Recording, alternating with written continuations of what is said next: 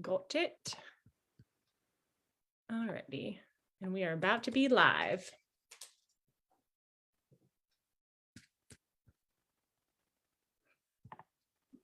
Okay, we are live.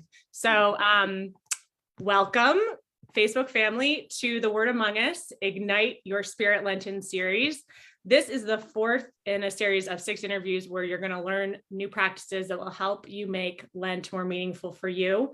We are interviewing amazing authors and speakers and Catholic leaders. So please join us again every Thursday, same time, same place, 12:30 p.m. Eastern Standard Time on our Facebook page. Today, I'm very excited to actually welcome back first return guest to the Word Among Us Facebook Live. We have Liz Kelly. She is a noted speaker, retreat leader, award-winning author. So Liz, thank you so much for joining us today. Hello, everybody. Sorry, I look like I just woke up. I'm just a little under the weather, but I promise I haven't been out partying all night. Not starting St. Patrick's Day. You actually have been traveling, you mentioned, doing some retreats. So yeah, I just got back from Oregon last night. So yeah. That's awesome. So Liz, for those who aren't as familiar with you, can you tell us just a little bit about yourself? Sure. I've been writing, I think, in the Catholic press for maybe 25 or almost 30 years now. Long time. Boy, I got old. And I worked at the University of St. Thomas. I taught in Catholic studies for about 14 years, and I ran our journal there. And along the way, I've just been writing and publishing books and leading women's retreats. I got certified as a spiritual director, I think in 2015 or so. And so my focus has really become now to especially help women to flourish in their faith. And you mentioned with COVID lessening and things reopening, you've been able, so I guess you travel like around the country doing these retreats? Yeah, I've been traveling almost every weekend since February. So, and we'll continue to do so through June. So it's just wonderful to be back in physical community with people. And I will say this, it's really heartening to travel around the country and to find all these pockets of people who are on their knees seeking the face of God. You're never going to make the headlines, you're never going to be on MSNBC or NPR or whatever.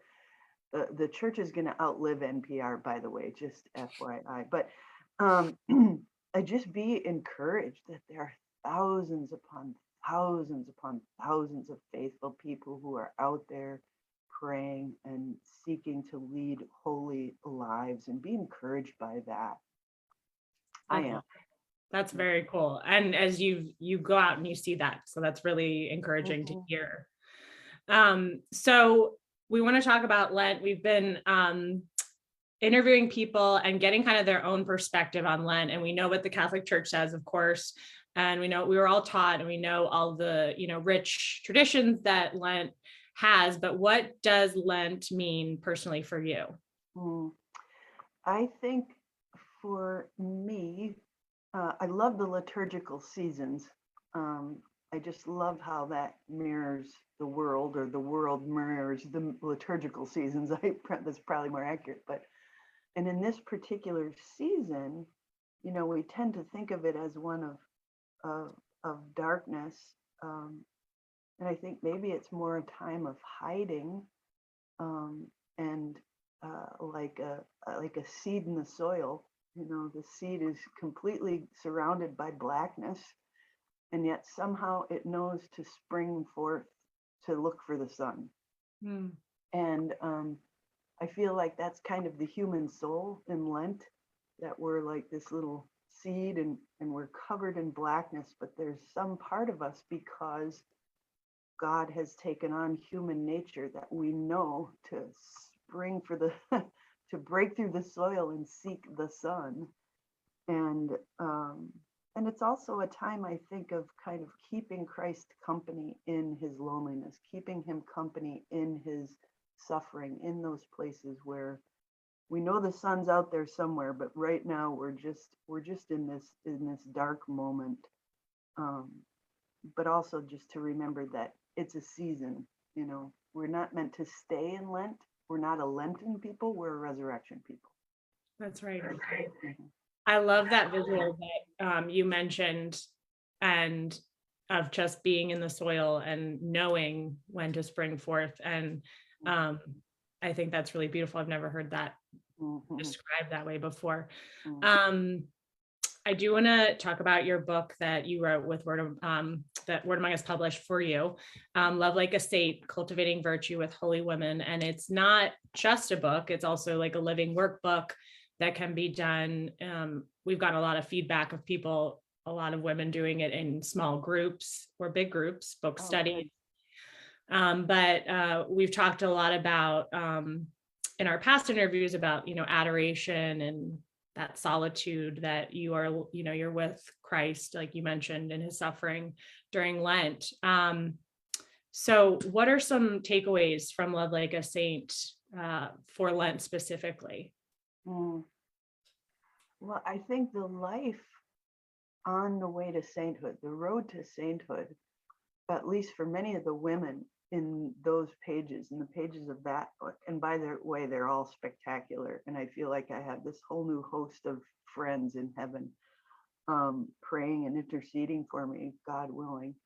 But I think the life of the saint is often one that understands and lives in a very profound way that kind of seed in the black dirt moment. They might spend a lot of time in that darkness, and that's part of what helps them to cultivate virtue is uh, is clinging to the fact that they were created for the light, for the sun. They were created to spring forth through the darkness and to seek the sun, and that the sun is there and is going to feed and nourish and nurture them, and is literally just kind of drawing them up out of the soil.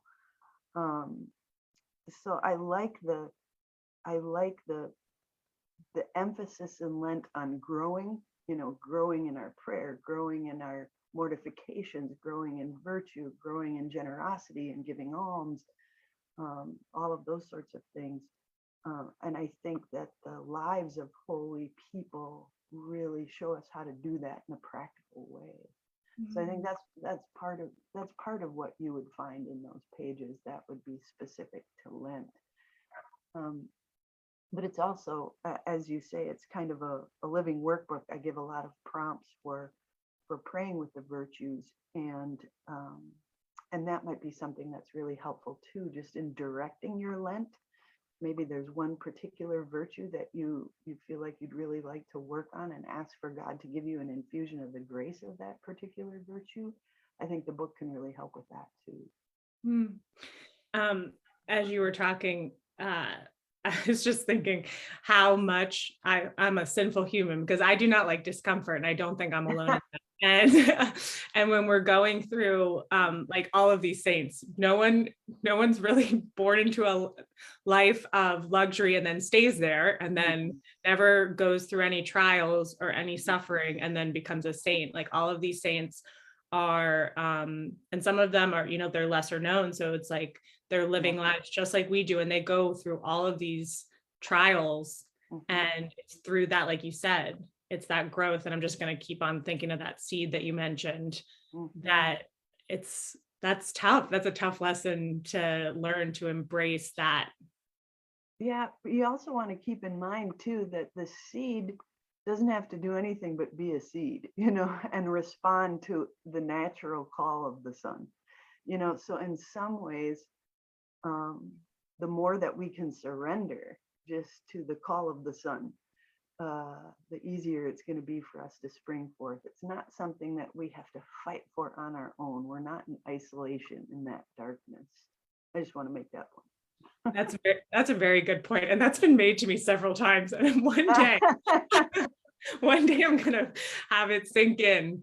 That's right, and it's surrendering to God and God's will, and He's got us, and we'll know the time, like you said, to spring forth into the light.